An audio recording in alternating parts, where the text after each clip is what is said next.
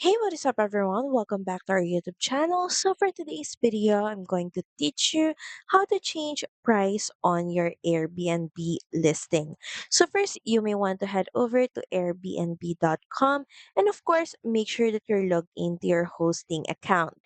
Next, at the top corner of your screen, just proceed by clicking on listings.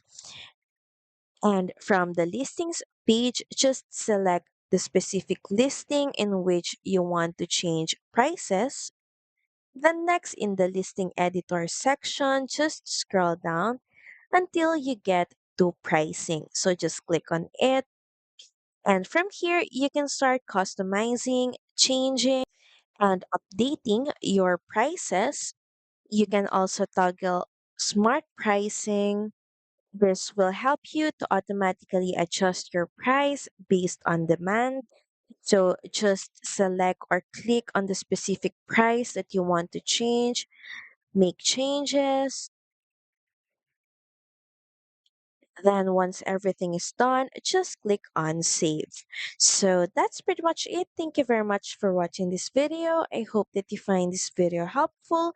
And if you do, please don't forget to like, share, and subscribe to the channel. And I will see you again on the next one. Bye!